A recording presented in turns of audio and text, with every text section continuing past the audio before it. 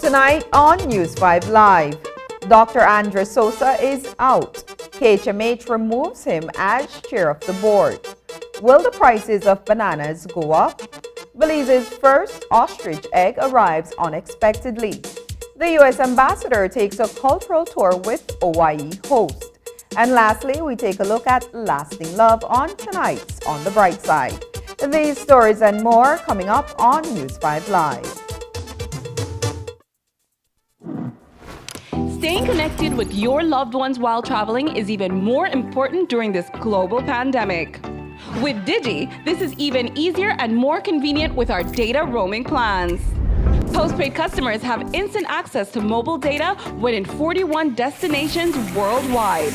With 3 affordable plans, starting at only $28, it's easy to instantly connect via your favorite digital platform. To purchase your data roaming plan, contact Digi before your travel date. If you are already abroad, you can contact us via email at digihelp@livedigi.com or via WhatsApp at 608-8888. For more information, visit our website at livedigi.com/digicel or visit a Digistore near you. You can roam, stay safe, and stay connected with Digi. Watch The Truth of God with Pastor Gino Jennings of the First Church of Our Lord Jesus Christ every Sunday morning at 8 a.m. exclusively on Channel 5 Belize. The Truth of God with Pastor Gino Jennings every Sunday at 8 a.m. on Channel 5 Belize. Smart introduces Real Unlimited Postpaid Plans, providing customers with unlimited talk, unlimited text, and unlimited data. Now that's a real great deal. With Smart Plus, Share 1 and 2, and Enterprise 1 and 2 plans, you can talk as much as you want, text as much as you want, and for the first time ever in Belize, you can enjoy unlimited data with your postpaid plan.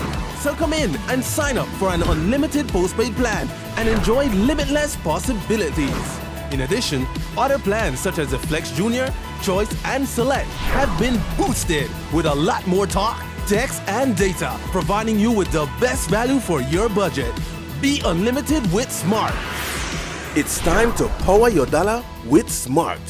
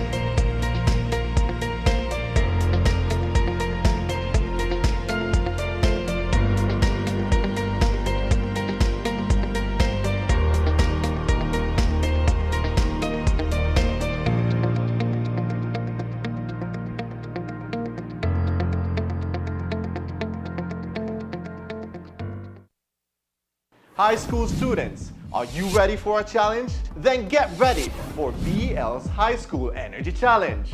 All you need to do is register, study, log in, and you could win one of 100 laptops, one of 25 $500 tuition vouchers, or one of 25 $250 stationery vouchers. So, what are you waiting for? Register now at bel.com.bz/Energy Challenge. Registration closes on Friday, February 24th. Study anything and everything. Let's Talk Energy on our Facebook, Instagram, and YouTube pages. Log in from February 27th to 28th to complete the challenge. Get ready to take on BEL's High School Energy Challenge. We know when you're shopping, love at first sight always starts with huge savings. This Valentine's Day, say I love you with the latest tech gadgets and fall head over heels with our stunning Valentine's deals. Forget flowers and chocolates and surprise them with a gift they want. With budget phones starting at $55, Samsung phones starting at $319, tablets for as low as $149, speakers for only $45, smart TVs starting at only $519, smartwatches, earbuds, laptops, PlayStations, wireless chargers, and so much more. We have affordable gift options galore. Bundle your phone, tablet, or TV with an accessory and get an additional $10 discount. So visit us at any of our branches in Belize City, Belmopan, or San Pedro, or shop from anywhere using our virtual store via Facebook, Instagram, or WhatsApp at 615-5141. Stand out and gift big when you shop our affordable Valentine's Bundle of Love gift options only at Cellular World.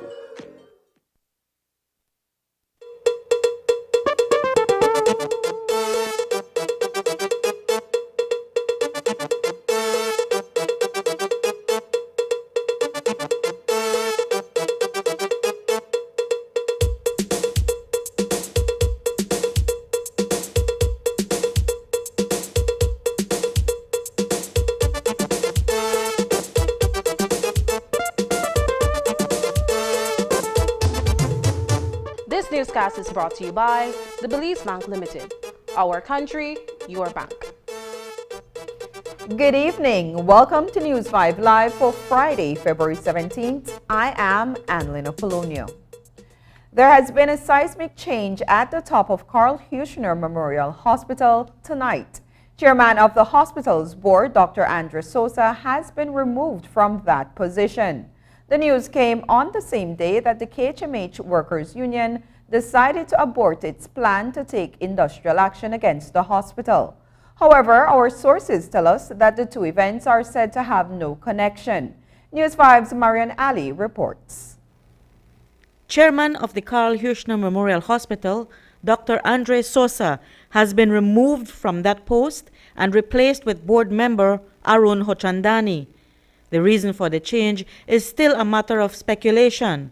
However, sources say that the relationship between Sosa and the hierarchy of the Ministry of Health and Wellness has been deteriorating for some time.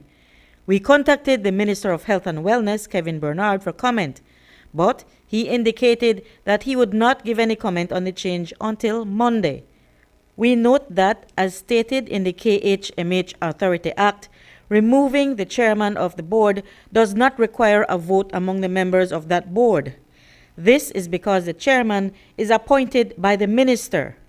News 5 understands that an email was circulated informing all relevant parties that Sosa would be temporarily replaced by Hochandani, who will serve as chair until February 28th.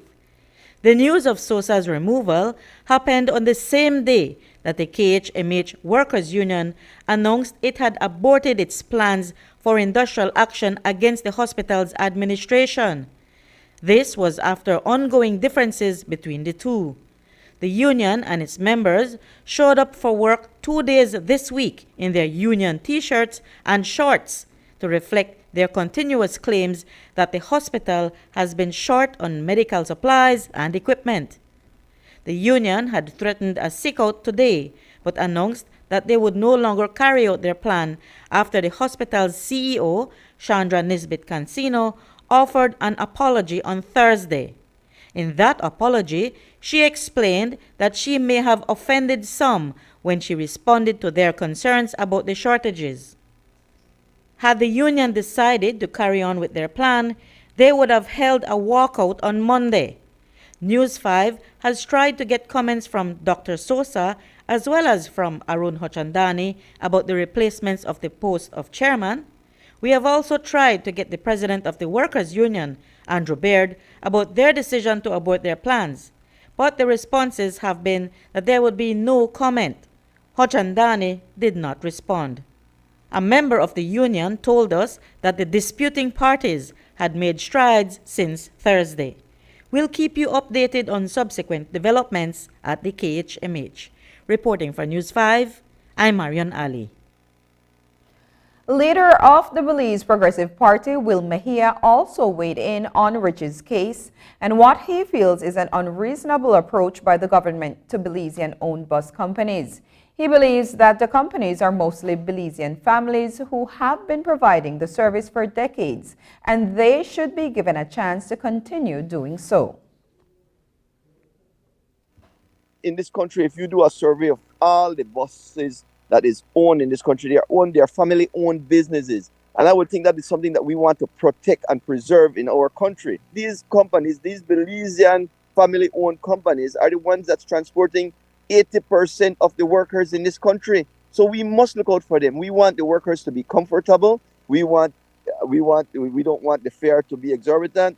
We want to look out for the Belizean workers. Who transport these Belizean workers? It is these Belizean-owned family buses who transport these people. So I was saying, instead of pressuring them to come out of the business, help them to stay in the business and help them to get better buses with some incentives, some duty-free fuel and that sort of stuff, so that they could build their fleet.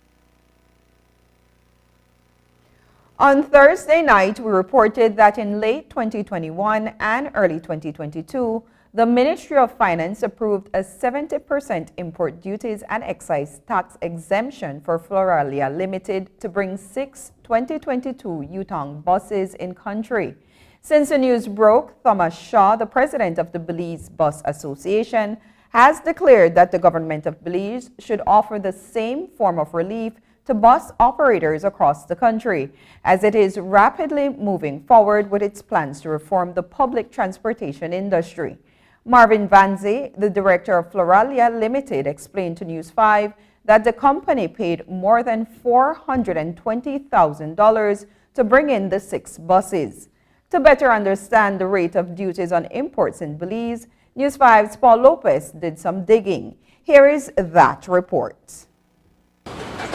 All the vehicles in Belize had to be imported into the country at some point, since we do not manufacture vehicles here. There is a cost attached to the importation of vehicles that must be paid at the point of entry. That fee is separate from the price of the vehicle, and it varies based on the specifications of the vehicle and its value. Our tax-based structure, it's from import duty, environmental tax, and general sales tax. The general sales tax remain at a fixed 12.5%, but that rate, that 12.5% is calculated with the inclusion of the cost of the goods, the percentage of import duty, the environmental tax, and then you factor in the 12.5%. So really, something like, for example, something that would attract 5% import duty, by the time you have finished with that calculations, it's like around 21% overall duties and taxes. Delroy Fairweather is the Vice President of the Custom Brokers Association of Belize. He explained that the tax base is built upon 4 different fees: import duty, excise tax, environmental, and general sales taxes. In most cases, I am thinking those vehicles for public transportation don't ordinarily come on ships. Those would be driven in. And even that again comes with its own costs. It may not be factored into the duties and taxes costs because the customs would normally use, they have a way that they calculate out what numbers they would use for vehicles coming over land. There's a set rate that they would use. However, that cost that you have to pay to drive in those vehicles, it still has to be factored into the cost. So it's still behind the scenes. It still comes at a cost to the importer. In the case of Floralia Limited, the Ministry of Finance approved a 75% exemption from import duty and excise tax.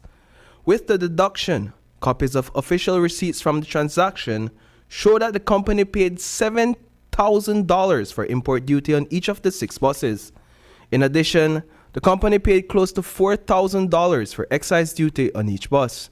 If you do the math, that adds up to $128,000 in savings on import duty and more than $64,000 saved on excise duty. Without the 75% exemption, the total duty on all 6 buses would balloon to more than $500,000, and that would be in addition to the over $250,000 price tag on each bus. Replacing the buses widely used today in Belize with newer, more modern buses requires significant investment from bus operators. There have been talks about establishing a loan facility for bus operators at the National Bank of Belize. The National Bank, again, I'll come back to them. They are willing to lend us up to $150,000 to buy 1 bus. Now, when they tell you a brand new 2022 and run with $500,000 US. So, even within our system here, not even our local banks or the institutions that are willing to work with us will want to give us that kind of money. We need our duty exemption so we could take that money and get what we need to get. We could get some nice bus for $150,000, providing we don't have a paid duty and anything to bring them in. And the latest information is that bus operators have rejected the National Bank of Belize's proposal because too much information about their operation is being asked of them. Notwithstanding their current position on the loan facility, according to Fairweather, anyone can write to the Ministry of Finance to request exemptions. Once approved, the only other challenge would be to source the necessary funds to purchase and transport a bus. I think anyone can write to the Ministry of Finance and request an exemption No, it does. In this case, I think the FinSec is the one who actually signs off.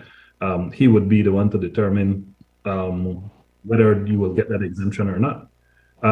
For example, public officers, it's a known fact that a public officer who has been working, I am thinking, and again, stand to be corrected, more than 10 years, can write to the Ministry of Finance and get import duty exemption on a vehicle, and the vehicle has to be within a certain year, right? So the regular individual can write in, not to say that it would be honored, and it would be granted. So, exemption, it's something that has been widely done, in the right now. Reporting for News 5, I am Paul Lopez. It is unclear at this time whether this is an incentive being offered to all bus companies. Does the government encourage other operators to apply for duty exemptions? Furthermore, will they be awarded the same incentives as Floralia as part of the commitment to improving Belize's public transportation system? And now to the latest in the transport sector. Last night's news about taxes exemptions for the importation of Floralia's fleet will undoubtedly keep the bus operators critical about the government's improvement plan for the sector. While this is a long-standing issue, the cancellation of the permit for Riches was a turning point for this issue. Today, we spoke to the man behind Riches, who has been executing the Belize City Placencia run for the past 14 years. For Dalmon Ritchie, since the Department of Transport informed him that his permit would not be renewed because his company had not met the requirements set out for all bus companies, Ritchie has had to park his buses and let go of his drivers and conductors. Today, he spoke to News 5 about what's next. No, I have all the restaurants over to try and do. But the business is not great to pay off for a loan, $60,000, $75,000 worth of loan. That's no joke with it. The requirement is to get new buses. Have you gotten any? No, ma'am, I don't get none yet. I buy one already in the States, and I got sick, and I came back home, and I had planned to go back and get it, but by the time the plan to go back, I get this letter that they will take me off the road and they won't renew my permit. What does this mean for your bus company? Well, the signs are bankrupt because we can't pay the bank. I think they will go deal with me in my house. A lot of people not going to work. My workers, them guys, they suffer. Right now, they're in my garage, and there's nothing. Tenanting. Drivers and conductors. And I don't know what to tell them, They look out for answer for me. Thursday, we brought you the story of the fire that destroyed the house of an elderly woman in Orange Walk. 61-year-old Bernadette Allen woke up to find her house ablaze at both the front and back entrances. Luckily, she managed to escape. A neighbor who was close to the family said that it was intentionally set. Today, Fire Station Supervisor with the Belize National Fire Service, Kenneth Mortis, confirmed this to be true. Mr. Barkley, an apparent mental case patient, he set the structure on fire whereby his grandmother was trapped. I don't know exactly what he was thinking about, because apparently investigators revealed that he lit both entrance and exit point to the structure, literally entrapping the elderly with fire. Fortunately for her, she was able enough to make a forcible entrance at the rear of the building. Had she not been able to do so, then I believe the afterclaps would have been by far more serious than it really was. It's hard to say what was used, because everything around you is an accelerant. Everything around you is a fire load. You can basically set a piece of cloth, so to speak. The team didn't find any substance that led to a liquid accelerant. So we're of the point that he used his ingenuity to set this place ablaze. It's amazing that the woman managed to come out with her life. We've been told that he's under the police care, and exactly how they decide to treat this matter, then that will be a legal aspect of the end results of this case. Coming up, is the price of bananas going up? Find out the details when we come back. Hello, friends. I'm Dr. Bob Roberts with another 60-second sermon from God's Word. The Bible says, "And thou shalt love the Lord thy God with all thy heart and with all thy soul and with all thy mind. This is the first and great commandment, and the second is like unto it, thou shalt love thy neighbor as thyself. On these two commandments hang all the law and the prophets." Mark Twain, the American humorist, once told of a conversation he had with a friend and colleague of his in Boston, Massachusetts. His friend related that he was about to do something he had wanted to do all of his life. Mark Twain asked what that was. He said, "All my life I have wanted to go to the Holy Land and climb Mount Sinai, where God gave Moses the 10 Commandments, and read those commandments out loud." Mark Twain said, "I think it would be much better if you remained in Boston and just lived them." A rich young ruler once asked the Lord what the greatest commandment was. And Jesus said that the first is to love God with all one's heart, and the second was to love one's neighbor as oneself. Instead of just placing the commandments on the wall of your home or school, why not seek to live by them on the streets of your community? Today's 60-second sermon has been presented by Christian Foundations of Faith in cooperation with the Baptist churches in your area. You know the saying, desperate times call for desperate measures. What do you do when you get to a dead end? Sometimes life just doesn't go the way we planned it to go. And when you're in those seasons of life, what do? Where do you go? Who do you turn to? Join Sagebrush Church as we begin our series, Dead End Desperation, where we'll talk about following God in some of the hardest moments of our lives. Be sure to visit sagebrush.church or download the Sagebrush app for locations, service times, and more.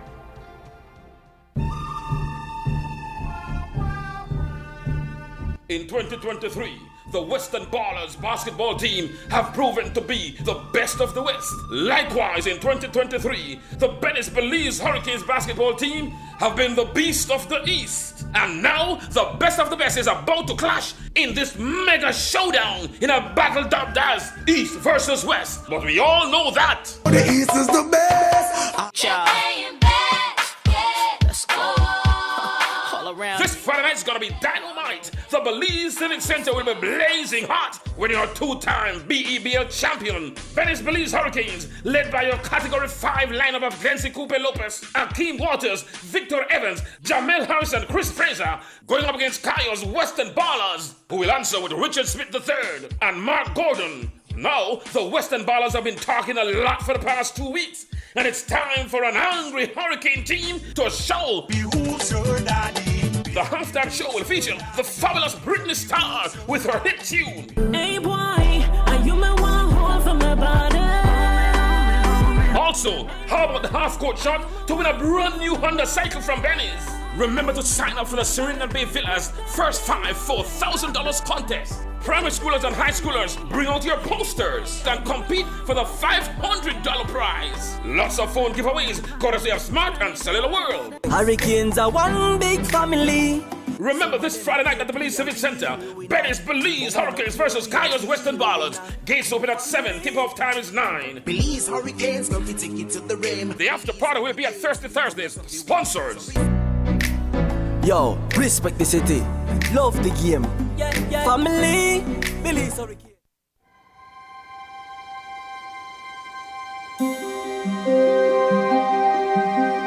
Something I get to live, something good to come to me. On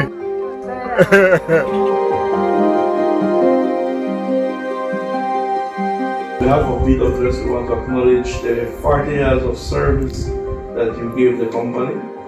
Well, I wish to thank BWS for keeping me in mind, for remembering me at BWS. I enjoyed being there for 40 years. If I wouldn't been here for 25 years, I left the place and still only remembrance of what you working for. Thanks a lot for the basket. Thank you for the basket.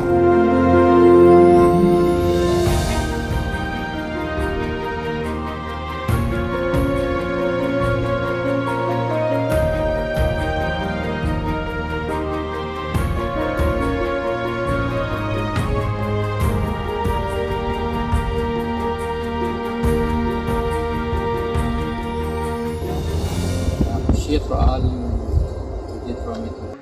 Welcome, and you're welcome anytime to my house. God give all of us this day that I could receive this gift from you and say thanks. Thank you, and thank BWS for sending a gift for me. Yeah, man. Thank you. I just feel good about this because I never expect that I come up like this way. But I really thank God for everything, man. I'm so happy.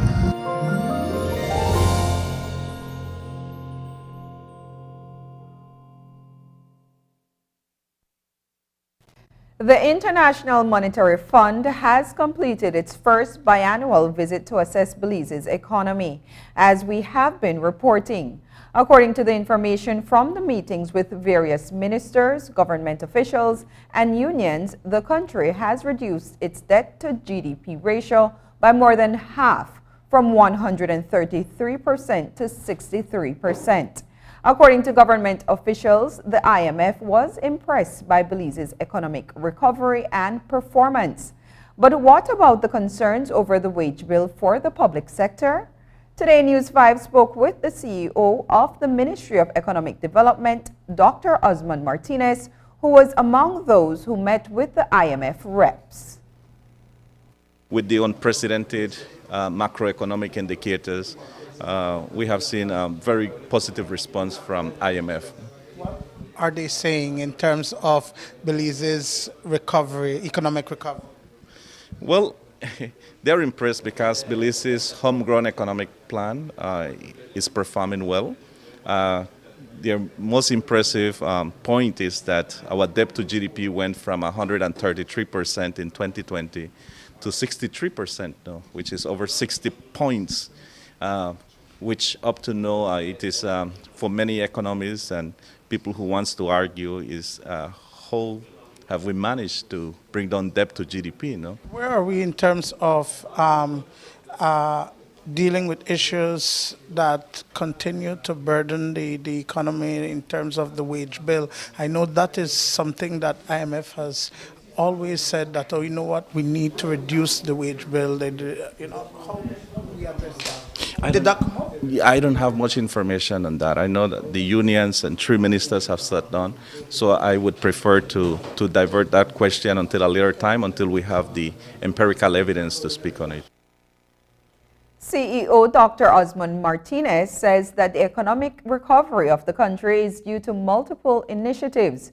However, he acknowledges that the Blue Bond Agreement allowed for a decrease of the sovereign debt by 12% and continues to have a ripple effect.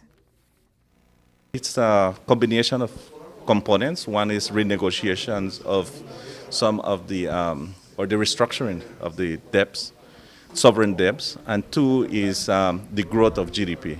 So, and for example, what we are doing here today contributes to GDP growth because there is an increase in economic activity and enables an environment to continue with economic growth and in Belize. So IMF is very happy with Belize right now. The Blue Bond is one of the aspects that helped with that decrease, right?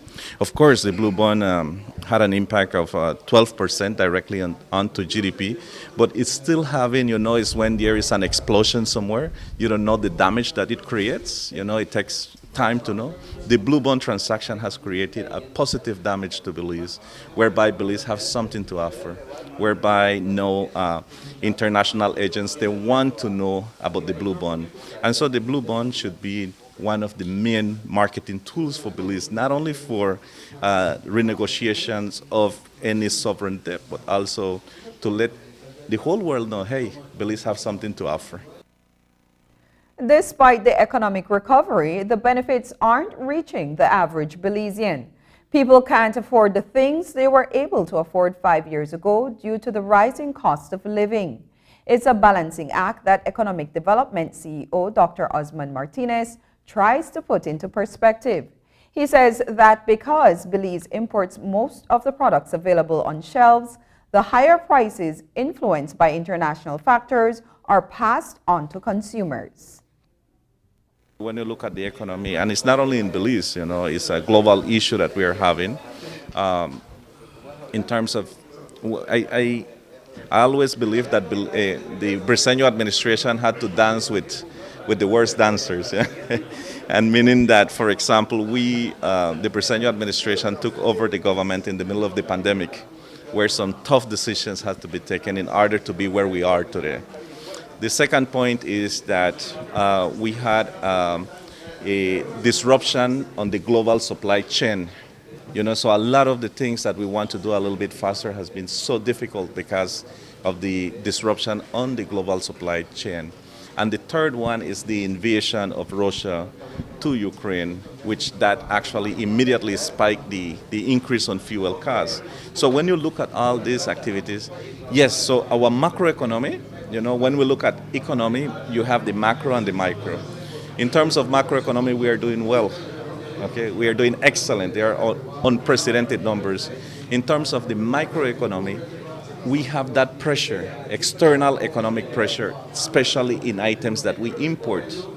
And unfortunately, Belize's economic model is one that we import. Everything that we consume, we practically import. And we are importing inflation as well when it comes in. And so that has become a problem. But I can assure you that the government of Belize is looking at ways on how to alleviate the issues of cost of living in Belize. Is the price of bananas going to go up? We have been reporting on the precarious situation in which the banana industry finds itself. The cost of fertilizers has skyrocketed, so fruit production has decreased. Then there is the higher cost of fuel to access the fruit from the farms in the south and also to transport the bananas to the local markets. Reports are that increasing the minimum wage for banana laborers has also affected the industry. Currently, consumers are paying $1 for about 6 bananas. But is that soon to change? News 5 asked CEO Servalo Baiza if there was a real possibility that the cost of bananas would increase. Here's his response. The truth is that the cost of producing bananas has increased. And even the cost of accessing the bananas, going down south and getting them to the market, that cost has increased. So I think you will see that, the price will go up. I can't tell you by how much, but obviously if the cost of producing and the cost of bringing the product to the market goes up, then obviously, nobody will do something for a loss. So those people who do that for a living will certainly have to pass on to the consumers. The banana industry as a whole is in a very precarious position right now. The cost of production has really gone up.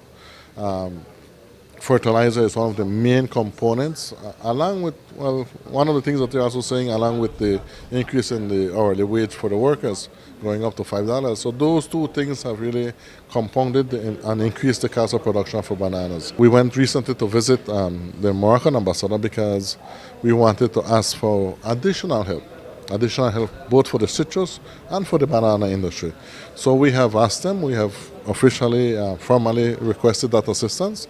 The Moroccan government is looking at it, and it would seem that it might be favorable. No? So hopefully in the next couple of weeks or so on, we should be getting a favorable response from them. The 44th CARICOM Heads of Government meeting in Nassau, Bahamas came to a close today with a press conference. Over the last 3 days, leaders from the community have been meeting to address several issues.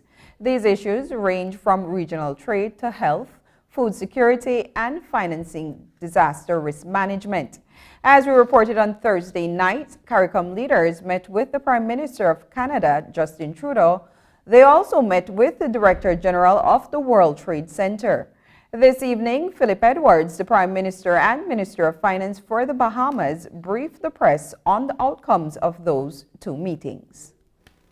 The 44th regular meeting of the Conference of Heads of Government of the Caribbean Community was held from Wednesday, February 15th, and concluded this afternoon.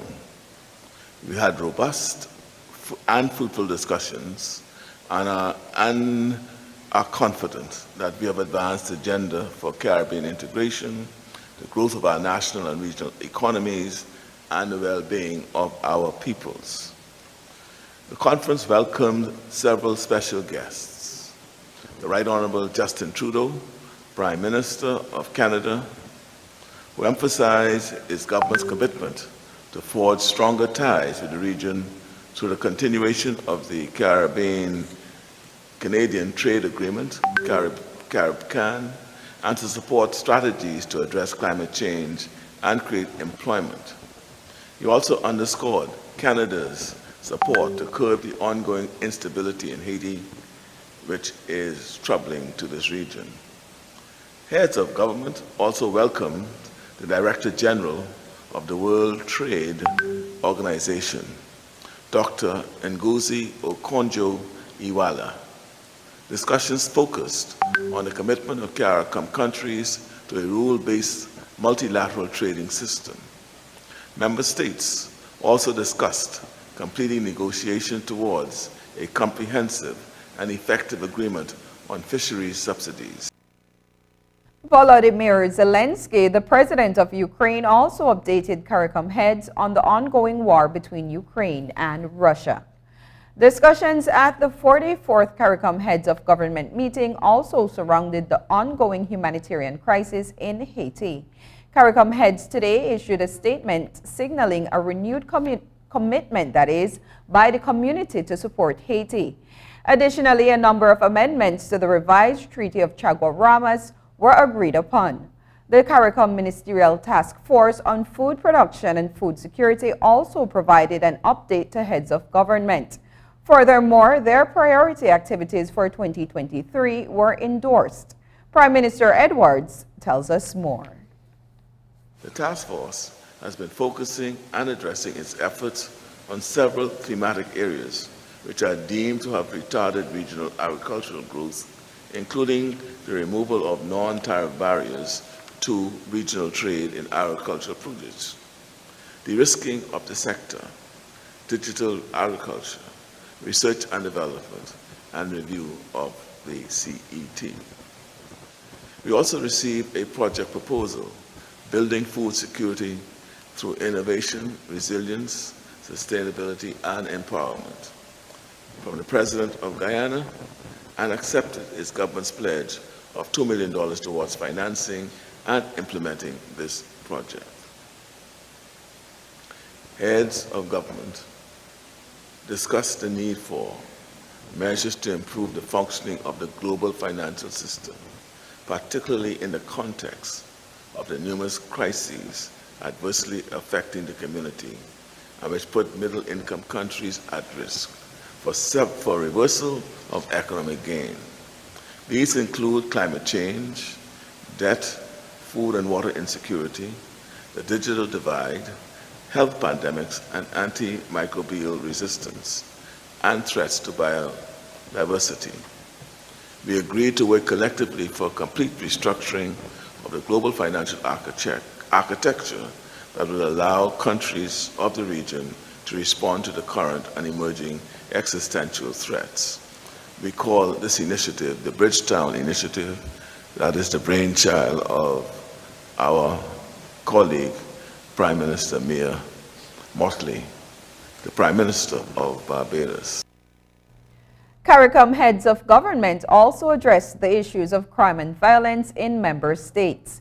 It was agreed that a symposium would be held in April 2023 in Trinidad and Tobago to consider violent crime as a public health concern.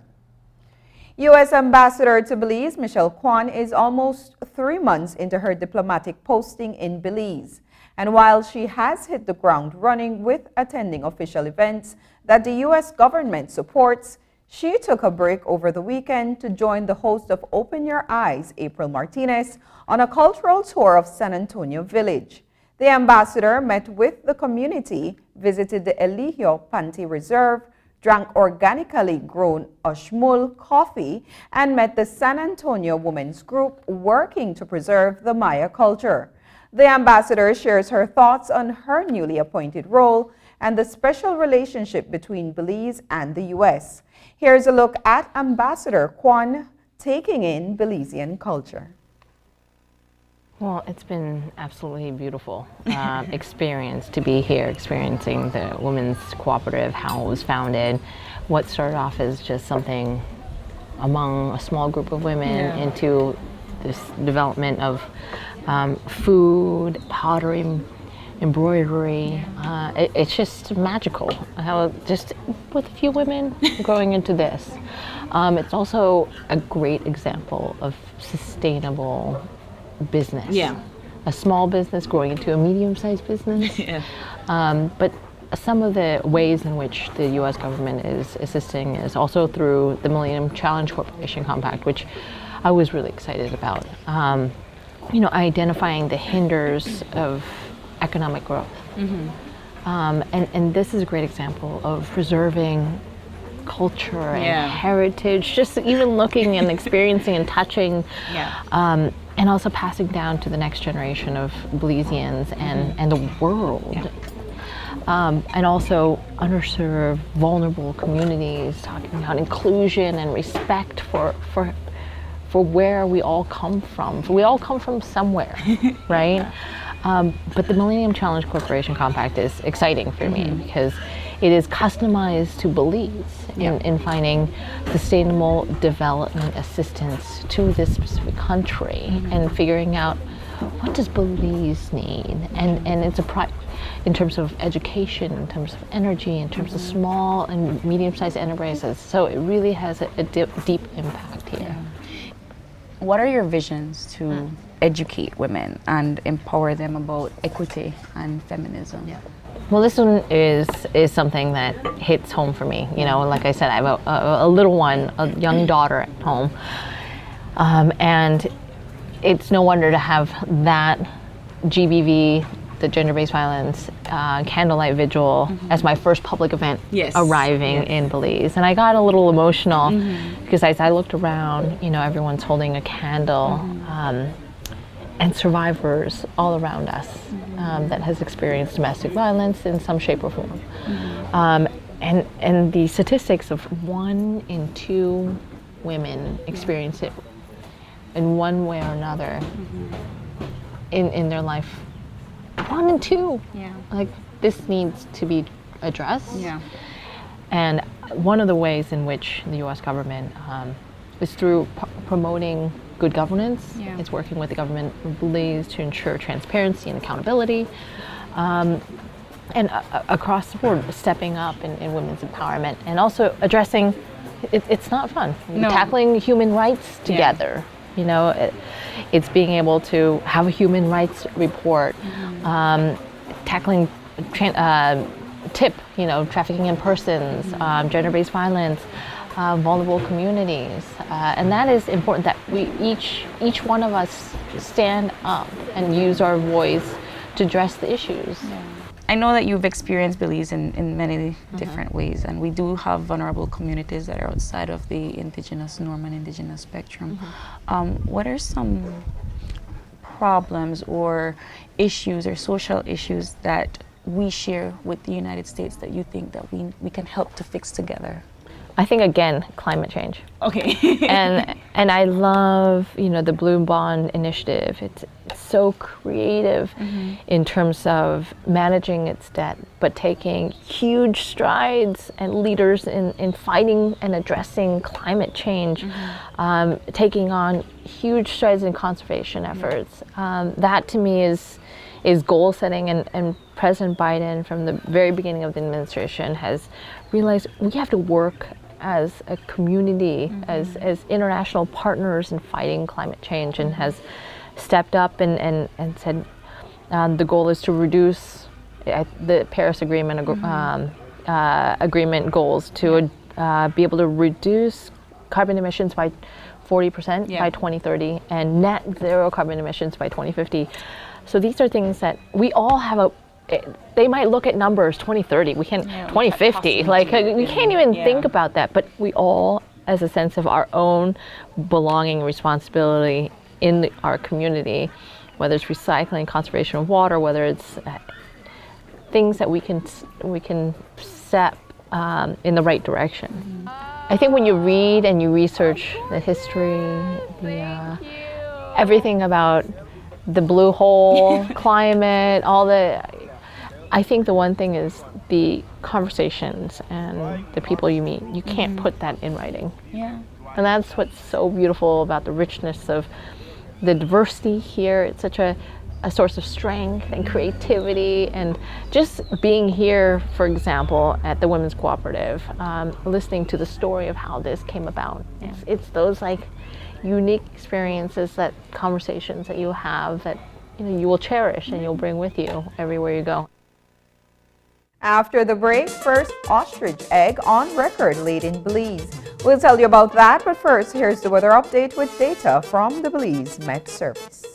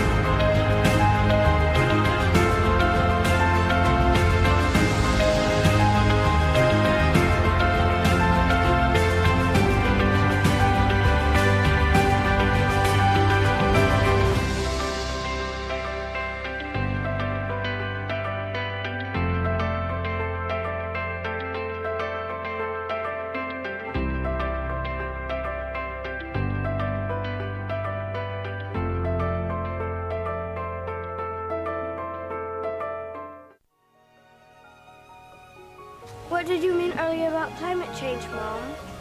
Well, when I was your age, I remember beautiful coral reefs and healthy beaches. The summers weren't as hot as they are right now, and the rainy season meant that it only rained when it was supposed to. And then what happened? The weather just started to change, and storms got worse.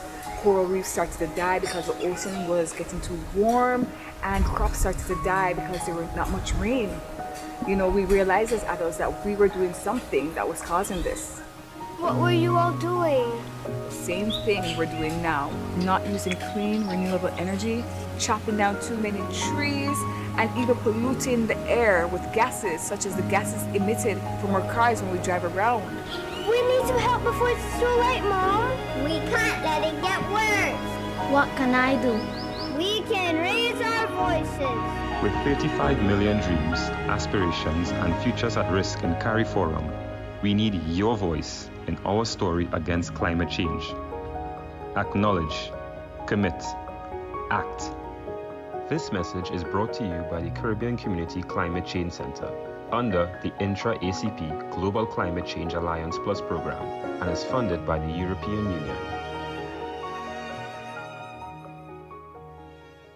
Do you have information about a crime or a fugitive in our community? You can submit a tip anonymously with your smartphone. Using this program in safeguarding our community also protects your identity, keeping you out of the court system, and could earn you a cash reward. Here is how it works. Download the free P3 Tips app from the Apple Store or Android Market. P3 is the provider of our secure anonymous tip collecting software. Open the app and create a PIN, but be sure to remember that number, then select your location. Next, select the type of crime. When submitting a tip, be as specific as possible. If you have a picture, video or audio that will help officers, you can upload them from your phone. Information leading to an arrest can earn you a cash reward of up to $1,000. Once your tip is submitted, you'll be given a tip ID and password. Check back if your tip leads to an arrest. You'll be told how much you were rewarded and how to anonymously collect your cash. Taking its name from the venerable father of the nation, the George Price Highway stretches 77 miles from Belize City to Benque Viejo. Originally built in the 1930s, this cross-country highway system is the artery that links Belize to Central America at the western border with Guatemala. That connection facilitates overland trade, supporting Belize's economic development. Winding its way across the scenic countryside, the George Price Highway from Roaring Creek to Esperanza has been fully reconstructed to meet international standards, with particular emphasis on road safety. A shorter and hassle-free commute is best enjoyed when everyone obeys the traffic laws. To reduce the number and frequency of road traffic accidents, it means that a seatbelt must be worn at all times and the speed limit observed when traveling along the highway. It also means that pedestrians must use sidewalks and crosswalks where available.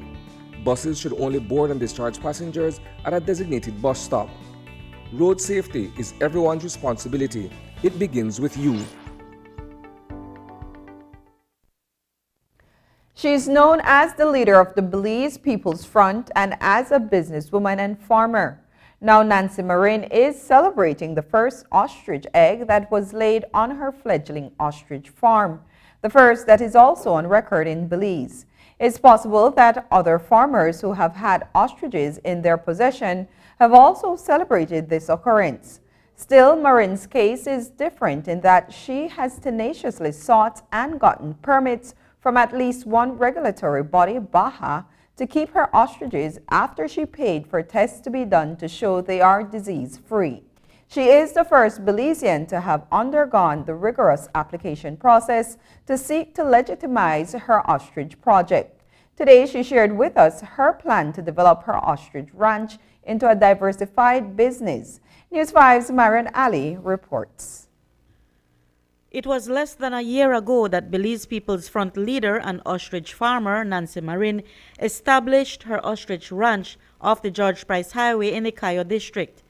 She purchased 3 ostriches from a fellow farmer in Orange Walk. Then, to her surprise, in January she noticed that they were mating.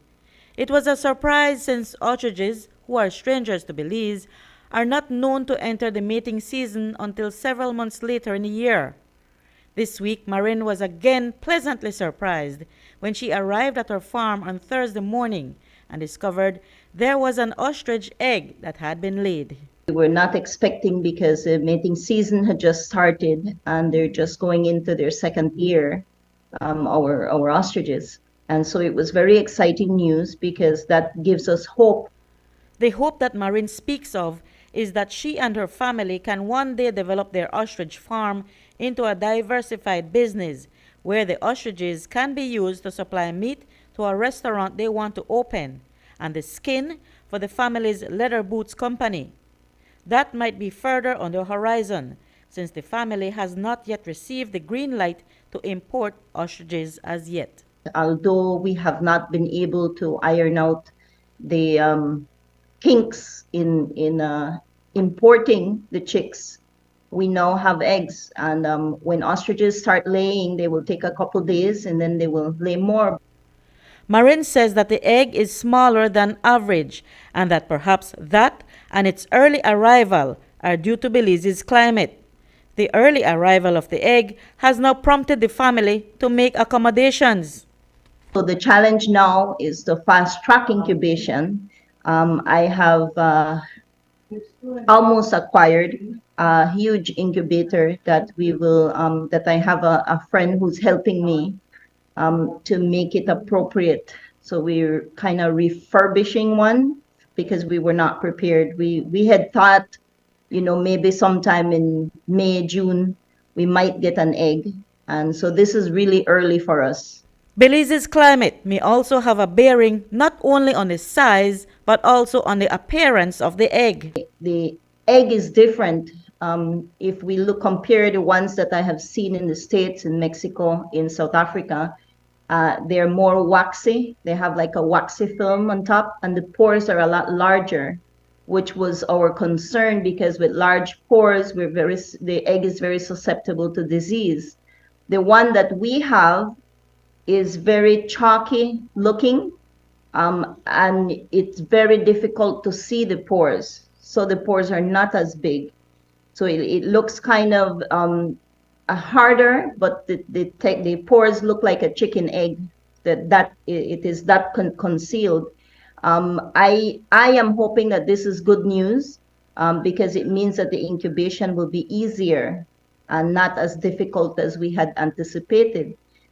So it's all around excellent, exciting news. We're watching it. Marin says accommodations will have to be made quickly because there should be more eggs arriving very soon. When ostriches start laying, they will take a couple days and then they will lay more.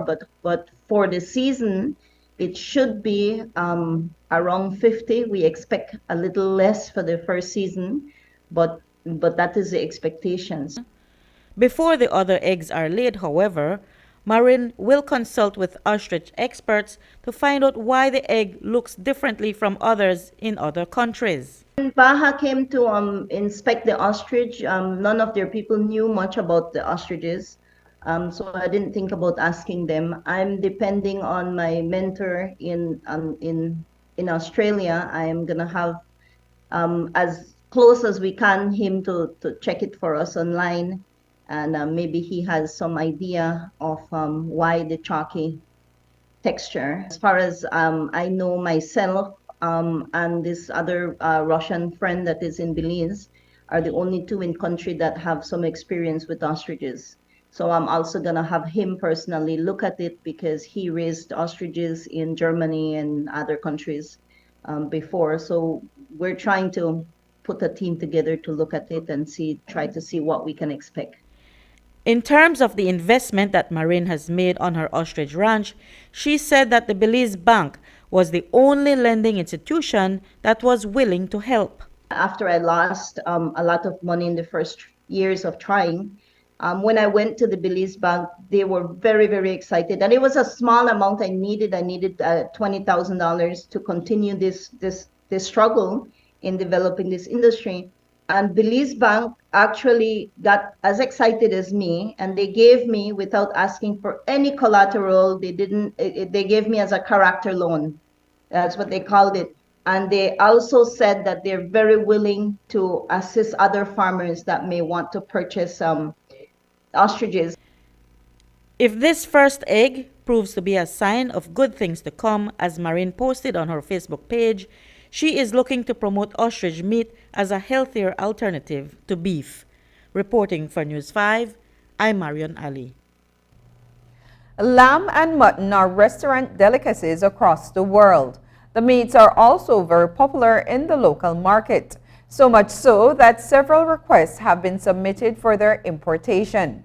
Through the Taiwan ICDF Sheep Project, the quality of meats being produced in Belize has increased over the years. Farmers involved in rearing these animals are preparing for the export market as the export avenues are being assessed. But the Ministry of Agriculture believes there is an opportunity to supply and even grow the local demand for lamb and mutton. To that end, a course has been designed to teach butchers, restaurateurs, and sheep and goat farmers about specific cuts and how to prepare them in the kitchen properly. This week, over 50 participants took the Lamb and Mutton Culinary Craft Workshop in Yo Creek Village. Today, the Chief Executive Officer of the Ministry of Agriculture, Servila Baiza, told us about the long-term objective of the initiative. I don't think we are exporting as yet. We are looking at different markets, both CARICOM and Mexico. But I think it's important for us, and this has been my, let's say, in terms of my concern, was that we do have a large local market. The tourism market demands a lot of sheep.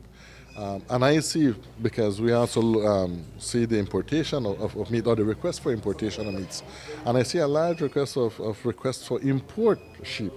And so we have to try to make sure that we make that connection between our farmers and the markets that we have here, presently local markets.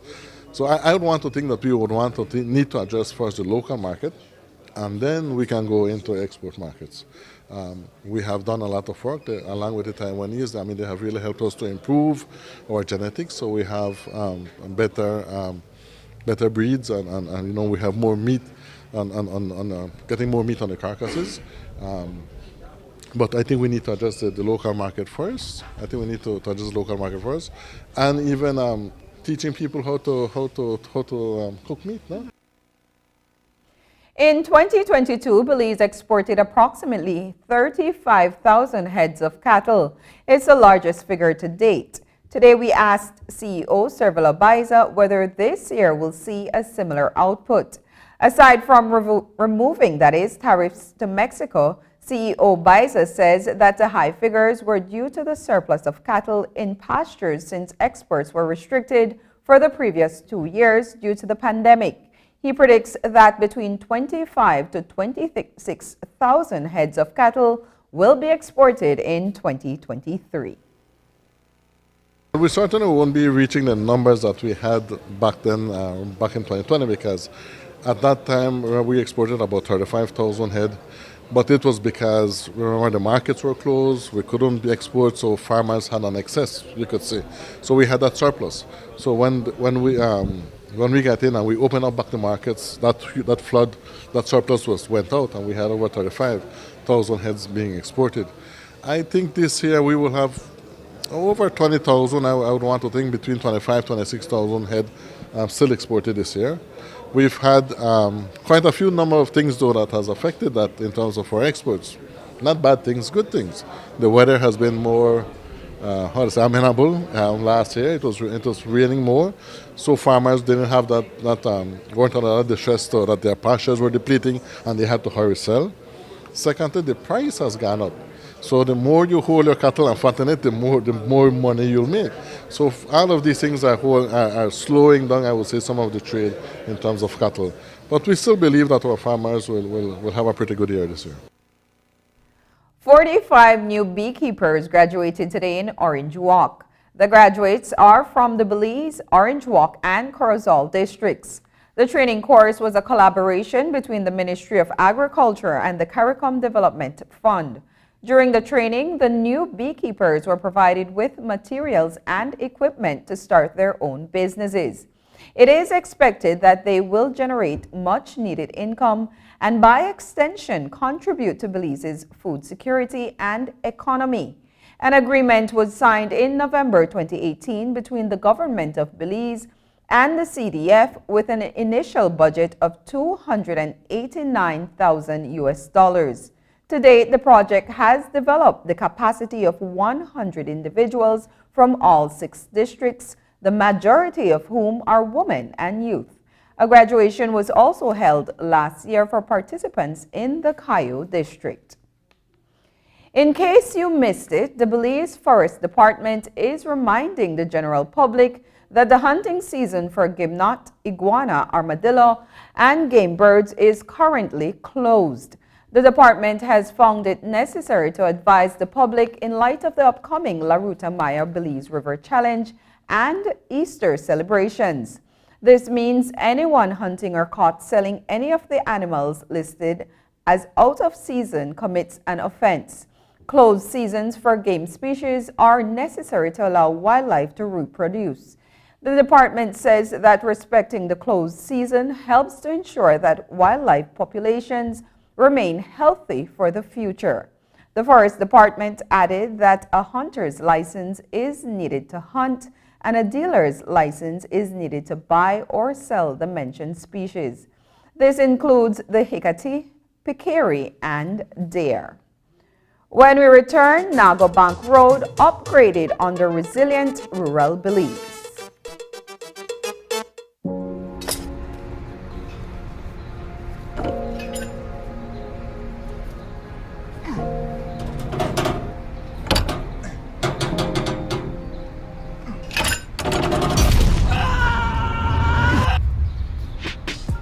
While you cannot prevent accidents from happening, you can take steps to protect yourself from the financial burden that can result from an accident. Our Fungi Life Insurance Personal Accident Plan is the solution for you. With our Personal Accident Plan, you are covered anywhere in the world. This plan pays out a benefit for any dismemberment, as the benefit is paid directly to you. It can also cover the need for medical artificial appliances such as wheelchair, crutches, hearing aid, and prosthetics.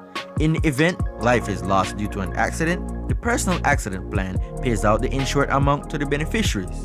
Now, you can live with the confidence that we have you covered. Let the RFNG Life team assist you in planning for your future. Call us today at 221-5143 or visit our website at rfglife.com. RFNG Life Insurance, the Life Company.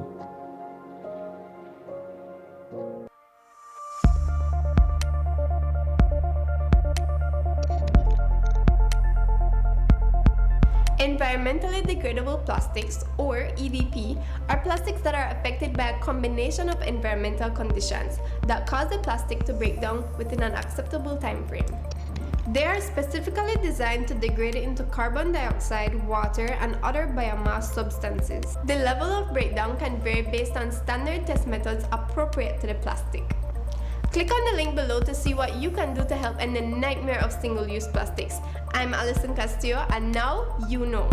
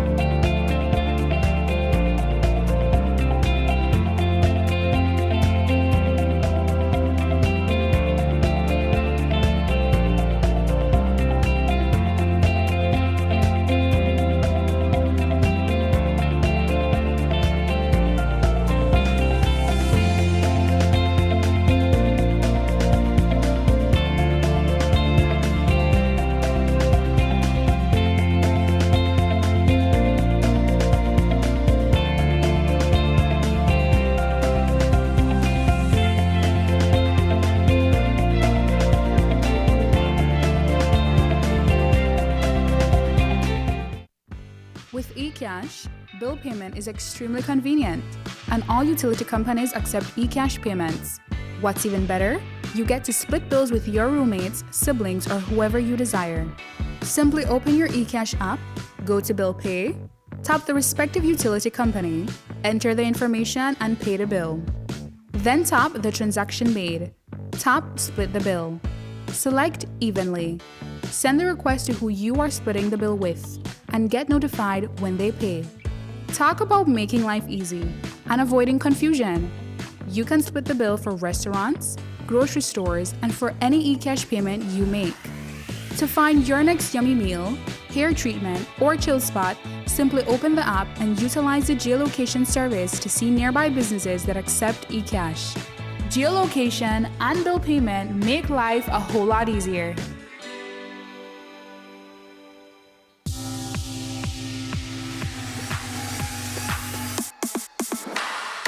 Sign up for Smart Share Plan and save big. Whether you're a small entrepreneur starting up your business, a student on a limited budget, or a family trying to save, this is the plan for you. With unlimited, SMS, calls, and data, we help you save. Get up to 5 lines for as low as $30 per line monthly, only with Smart. Special offer alert! Trade in your old device and active SIM and get a Samsung A04e for as low as $85, plus 50% off your Share One plan for the first 3 months. Sign up today at any Smart showroom or sales manager countrywide. Now that's love! So this month, get your business going, share more memories with friends, and be ready for the day with Smart.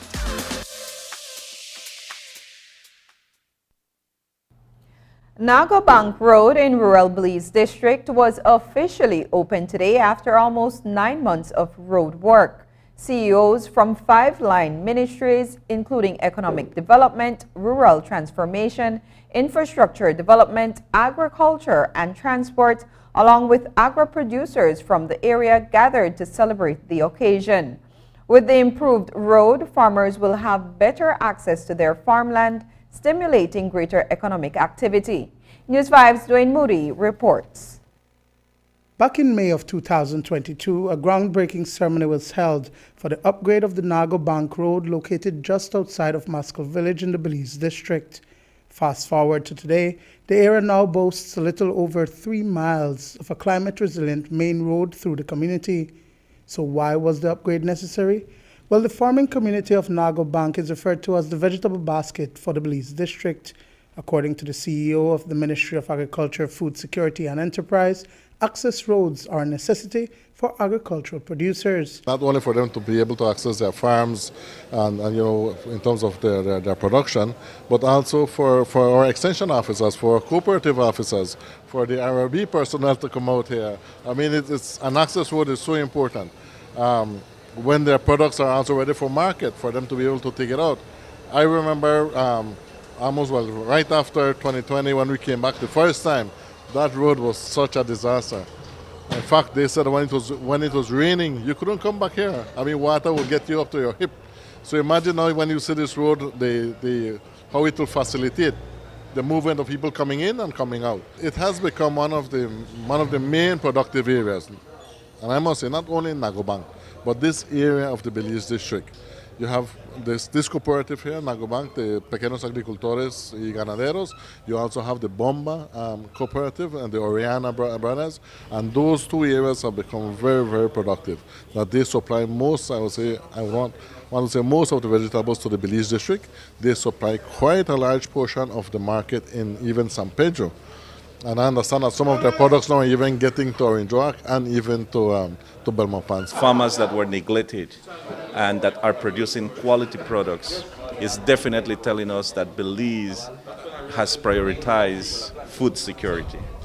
Secondly, it will increase economic activity because we know you will have big trucks that can come all the way here to pick up the products and take them to the different markets. The upgrade of the Nago Bank Road is the first infrastructure project under the Resilient Rural Belize program. It is a $40 million program funded through a partnership between IFAD, the Green Climate Fund, and the government of Belize. The CEO of the Ministry of Economic Development, Dr. Osmond Martinez, says that climate change has been affecting the agro-productive sector. Climate change has a mega appetite to the point that is swallowing not only the coastal areas and not only creating issues in the blue economy, which is the marine life, but it's also swallowing the agro-productive sector. Infrastructure has become a huge issue now because all the infrastructure development has to be done under a climate resilience system. But it also has been swallowing the mega appetite of climate change have swallowed the limited resources within the government, where almost an average of 4% of our GDP is being lost because of the impacts of climate change. The cost of the road was approximately $1.7 million. The contract was awarded to Tycrob & Sons Limited, who completed the project in just under 9 months. CEO in the Ministry of Infrastructure Development and Housing, Victor Espat, spoke about delivering on the commitment. We came to assure one and all that the Nago Bank Road would be upgraded to a 2-lane gravel surface road, complete with installation of concrete culverts and improved drainage to ensure all-year access to the farmers and residents. This road project was let to open tender in accordance with the procurement regulations of IFAD and the government of Belize. Based on the evaluation of tenders received, CARICOM & Sons was found to have submitted the lowest evaluated tender and won the award of contract to upgrade the Nago Bank Road. The contract sum was for $1.7 million, and the initial time of completion was 6 months, including a defects liability period of 3 months. Dwayne Moody for News 5. While the Nago Bank Road is the first infrastructure project completed under the Resilient Rural Belize program, many other access roads will soon be underway. These include projects in the villages of Valley of Peace, San Carlos, Trio in the south, Cowpen, San Jose, San Roman, and a project at Bomba. As part of the Bomba project, a port will be created in the village, providing access to the island town of San Pedro. The CEO says that the development of the rural Belize district should generate a lot of economic activity, including the tourism industry, and be useful in case of disaster. Not too far from here, from Bomba, there is a small little port that you can actually take products to San Pedro, and it's only 4 miles away, which means that if we will start to look at it and develop that port, either to move to be a cargo port or cargo and tourists, it will be a threefold benefit for Belize. One is that it will increase economic activity and reduce the cost of moving the products. 2, it will increase the tourism activity in this area because we will be able to mobilize tourists from San Pedro to this area to visit Alton Hall and the northern part of the country, such as Lamanai and other areas in the north. And the third part is, what about emergencies? You know, whenever there are hurricanes or any emergencies, only 4 miles away from San Pedro, which would take a few minutes rather than going all the way to Belize City at night. So it's a threefold, and definitely, you know, it's a discussion and maybe a proposal that will have to come out from the CEOs who are here today and submit that proposal to Cabinet and then turn it into a feasibility study whereby it can become a reality. Earlier this week, a 17-year-old American tourist lost her life while swimming off the coast of Ambergris Key. A Belize Dive Pro Center Limited boat reportedly collided into 17-year-old Logan Pratt while she was swimming north of the island. This incident has brought into sharp focus the need for the implementation of better safety measures to guide both tour operators and swimmers. To get a better understanding of what could have gone wrong in this incident and the course of action that could have prevented this incident, we spoke with Captain Gregory Soberanis, the Vice Commandant of the Belize Coast Guard. One, if you as an operator with a boat have passengers, one, don't overload your vessel to begin with. You don't want to overload your vessel. Ensure that there are sufficient life jackets on board for your passengers. Fire extinguisher is on board. Always have a float plan so that people know where you're going, what route you'll be taking to and from your start point. And another key component is a lookout. Someone who is at the bow of that vessel,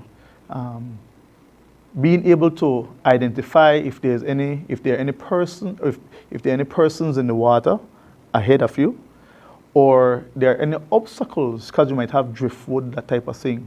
So you must have a lookout that can say to the captain of the vessel, there are people ahead 200 meters, whatever the case may be, you need to go to your port side or to your starboard side.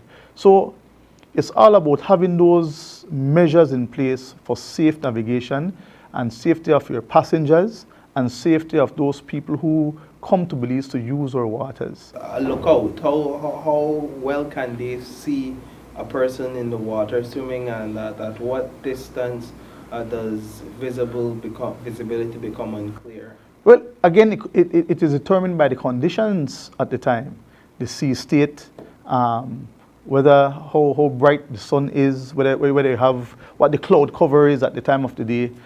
Hence the reason why once the conditions are not favorable, you go even slower. So operating at a safe speed is a key factor when you're operating at sea.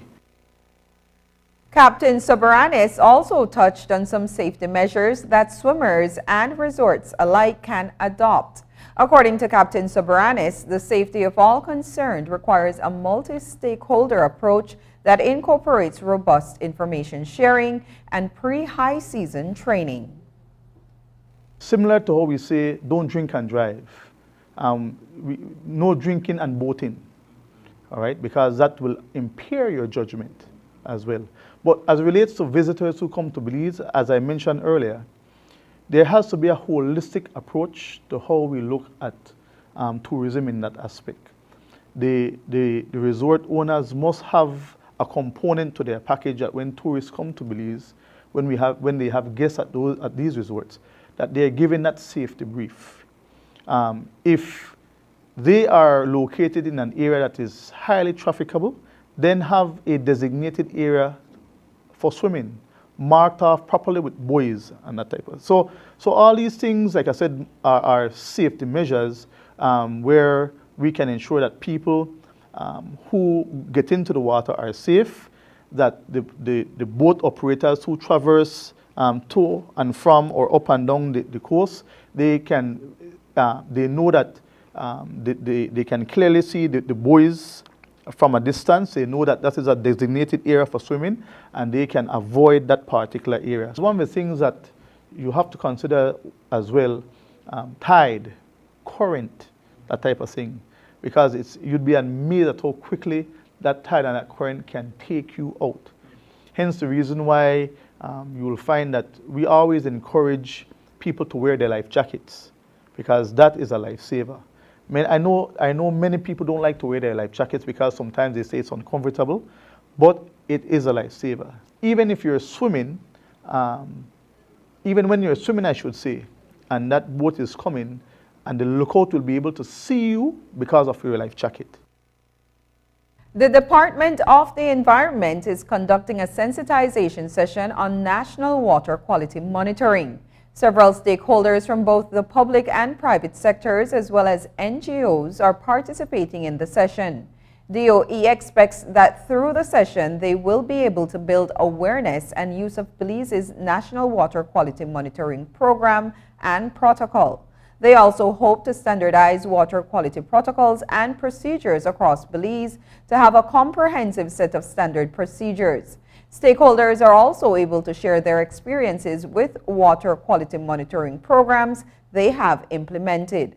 Collaboration among all these stakeholders will help DOE make more informed decisions and actions to protect and manage our water resources.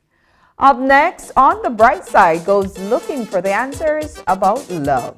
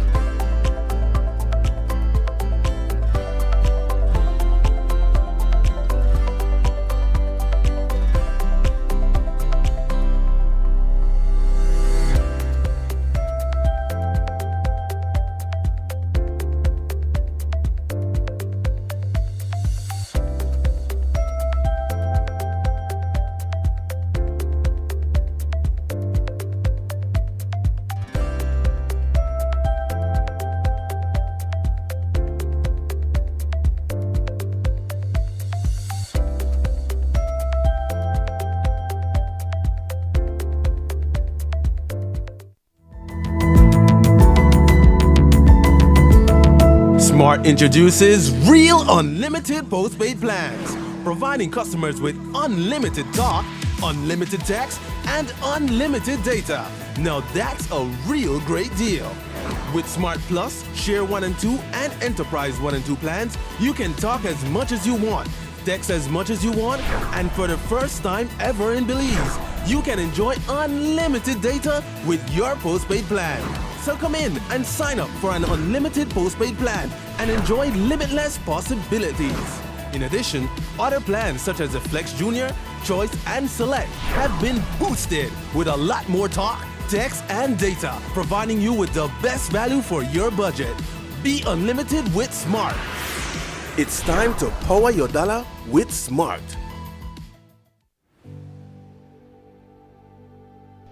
On behalf of the Social Security Board, I extend our deepest gratitude for taking the opportunity offered to be a part of this amazing learning experience. Today, you graduate empowered with knowledge. You graduate with a new skill set that you can put to good use and benefit from it. You have now acquired the knowledge and you are fully prepared to build on the foundation that you have fostered.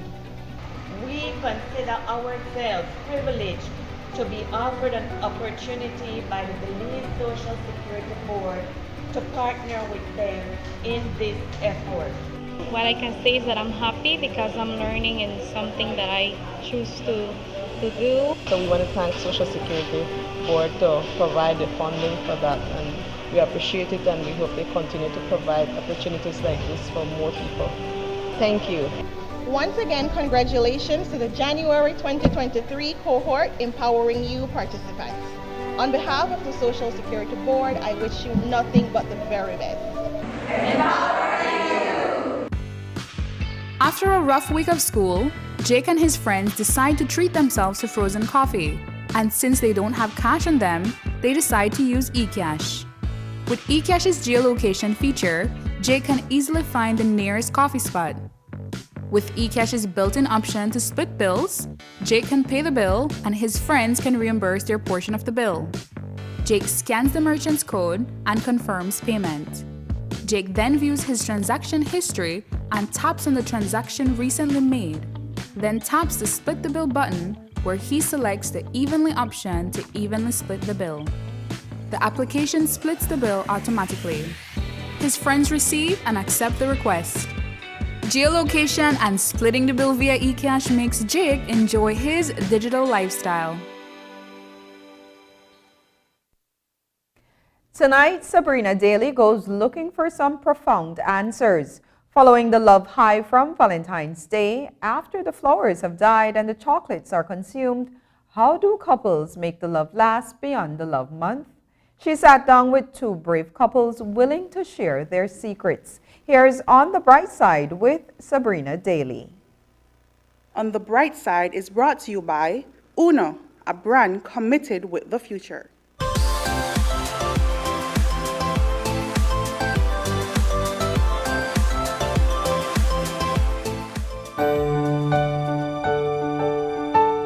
For some, love is an act, the expression of a union celebrated. For others, it's an adjective that describes the feeling of not understanding how you existed without a person before. For Pat Benatar, love is a battlefield. The commonality of love is that it's not one thing alone. To get a clearer perspective, I investigate the complexity of this one word and the commitment that follows. And what better way to get answers than from the experts themselves, the ones that experience love firsthand. We started talking online. On Twitter? Yeah, to be Twitter. exact. It started with a tweet. It started with a tweet, indeed. And then he asked me on a date. I said yes. Can I ask what was the tweet? I said on Twitter, I wrote on Twitter, I'm tired of singing love songs alone. Right? Yes, that's that what was I the said on Twitter. Very cheesy. This is my colleague Paul and his partner Amber. They've been dating for 2 years, and Paul recently popped the big question to the one with whom he hopes to spend the rest of his life. For this young couple, their relationship started like most new age couples. We just clicked, and I was like, man, I can't believe I've known Paul for such a long time without really knowing Paul, and we just have a lot in common. And I feel like he compliments me well, I compliment him well. We make a great team, and so growing up the way I did, I knew that I didn't really want to date somebody like just too long, just randomly. And so we eventually had that conversation. 46 years later, Ava and Doyle Gillett still remember this feeling. Their love began on a school bus. They met at age 15, and 4 years later, they were ready to tie the knot. It was immediate. I think everything just flowed right into place because when I got on the bus the first time, I saw him and I said, oh my gosh, and he's motioning for me to come to the back of the bus. And then, okay, the little boy got out and I slid in, and that was where it started. And after that, it just happened. We sat together every day on the bus. I kind of knew that she was going to be my wife. We had choices that came in over and over for both of us. And they were just pushed off and pushed off. We had friends who come along and say, oh, I'd like you to meet this person, I'd like you to meet that person. And it never did change our mind. Paul and Amber are only just starting this life commitment. But choosing a person to do life with usually comes with the immense pressure of making sure it's the right one. So we asked an even bigger question that most of us are still trying to find the answers to. How do you know when you've found the one? It's just the feeling you get, you asked the question about the chemistry. I think we connected right from the start.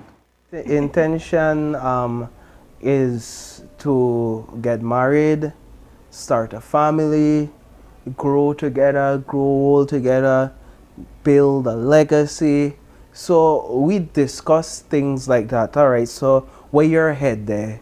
What are your plans for life? And the same thing with me, where my head there, where I plan for life, and we might not have it all figured out, but we have just the basics figured out in terms of where we want to go. And so because we don't have it all figured out, we reach out to people where could help we figure it out. I love you most of all because you're you. The Gillets explain that a big part of their relationship success is their compatibility, faith, and family support. But Paul and Amber are taking it up a notch. They've equipped themselves with resources that would ensure that their relationship lasts and that it's the healthiest it could be. For Paul, through consultations with a Belizean author, he discovered when it was the right time to propose. He actually has written books, one on dating, the key to dating, the dating key, and then the marriage key. So we approached him together when we got serious about dating, and we asked him, can we go through some sessions with you after we found out that he does counseling. When I started that marriage key session, we didn't really get into marriage till late last year. So we spent 5 months really just dealing with my issues and the stuff that I have in my life that needs to be weeded out before we could actually even propose. And then he was trying to find the right words to say, be romantic and get his speech out. And then my dad was like, get to the point. And so he did. Yes, I will. Yes, I will. But when you strip the romance and butterflies aside, the reality of finding someone you want to spend the rest of your life with means living with the things you don't necessarily like. I would be ready for it, but somehow I have to run back inside. I don't know why, it always happens. So for him, he thinks that you're never on time. Right. Punctuality. My pet peeve. I just feel like dirt follow you around. Oh my God. And so I could literally just clean the place, and then he comes over and then all of a sudden it's like, didn't I just sweep? So that's, I don't know how it happens. Yeah, let's not repeat that anymore. Like you could be eating. Yeah. For young couples, emulating who you admire might be an added step to happiness and love. There's no one answer. For the Gillets, it was looking back at the day when their commitment started. That day on the bus and the day they said I do. What both of us believe that there were no room for anything else. Relationships are hard sometimes. Really, life throws you some real hard balls. So with that, we fought it and we made it up to this point. What makes it work is the work. Putting in the work. A lot of people tend to think that, oh, because we're in love, it should come easy, you know, but that's just a part of it. You have to put in the work. You have to be committed. If you make up your mind and you say that, okay, this is what we want, this is what we're doing, then we have to put in the work. We have to communicate. We have to have the hard conversations and have it as often as necessary. For now, we know some things for certain. Love is the feeling we get. It's the act. It's certainly the battlefield. And it's work. Indeed, there isn't one answer. Love just is. But most of all, I love you 'cause you're you. Looking on the bright side, I'm Sabrina Daly. On the Bright Side was brought to you by Uno, a brand committed with the future. That's the sound of fuel efficiency. Every day, every time, I choose Uno Fuels powered with Dynamax. Uno, a brand committed with the future. And that's the news. Tonight's broadcast is available at channel5belize.com, on our Facebook, and on YouTube. I'm Annalyn Apollonia. Thanks for joining us. And from all of us here at News 5, have a happy and safe weekend. Good night.